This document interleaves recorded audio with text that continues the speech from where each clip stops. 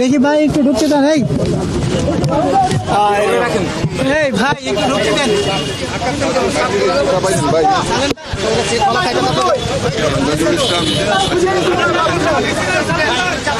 আমরা আমাদের বক্তব্যের মধ্যে যে কথা আমরা পড়ে আসছি সে একই কথা বলেছি আমরা, যে সংস্কার তো অবশ্যই করতে হবে। আমরা তো সংস্কারের কথা সবার আগে বলেছি, সেই সংস্কারটা অবশ্যই করতে হবে, কিন্তু সেই সংস্কারটা যত দ্রুত করা যায় আমরা যেটা বলেছি, আমরা মূলত যে নির্বাচন কেন্দ্রিক যে বিষয়গুলো আছে সেগুলো করে ফেলা এবং তার দ্রুত ইলেকশন করা এবং একটা পার্লামেন্টের মাধ্যমে বাকি বিষয়গুলোকে আমরা করতে হবে। এটা চলমান প্রক্রিয়া, সেই বিষয়গুলো আমরা বলে এসেছি। জাতিসংঘ মহাসচিবের রিপ্লাই কি ছিল, উনি কি বলছেন?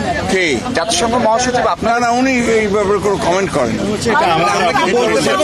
আপত্তির ব্যাপারে আসলে এই গোল টেবিলটার উদ্যোক্তা আমি ঠিক বুঝিনি আর কি, কারা আয়োজন, মানে কি হবে?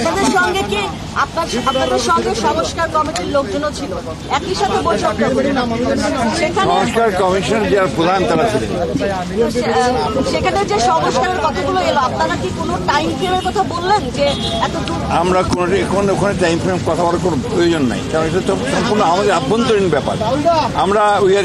আমরা সংস্কার কমিশনের সঙ্গে আমরা কথা বলছি, তাদের সঙ্গে আমাদের যোগাযোগ আছে এবং তারা যা চাচ্ছে আমরা সব তাদেরকে দিয়েছি।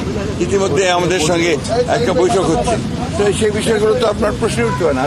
জাতিসংঘের মহাসচিবকে আমরা আপনার টাইম ফ্রেমটা দিতে যাবো কেন? স্যার, এই বৈঠকের উদ্যোক্তা বা আয়োজক আসলে কারা? জাতিসংঘ এখানকার ঢাকা। আচ্ছা, আমরা একটু ফাঁকা করি। তাহলে স্যার আমরা বলতে পারি যে আপনারা আগের কথাটাই বলেছেন যে সংস্কার চলমান প্রক্রিয়া, সেখানে নির্বাচনটি অতি দ্রুত সম্ভব কিনা বা সে প্রক্রিয়া কেমন? সেটাই জাতিসংঘের তরফ থেকে বলা হয়েছে এটা বাংলাদেশের অভ্যন্তরীণ ব্যাপার, আপনারা বসে রিফর্মস কি নেবেন সেটা ঠিক করেন এবং ইলেকশন যা হবে সেটা বাংলাদেশের মানুষ সেটাই। কিন্তু বাংলাদেশে একটা স্ট্রং ডেমোক্রেটিক গভর্নমেন্ট আসবে সেটা আশা করেছেন এবং পৃথিবীর মধ্যে একটা নজির সৃষ্টি করবে আগামী ইলেকশন, এটা উনি আশা ব্যক্ত করেছেন। Thank you.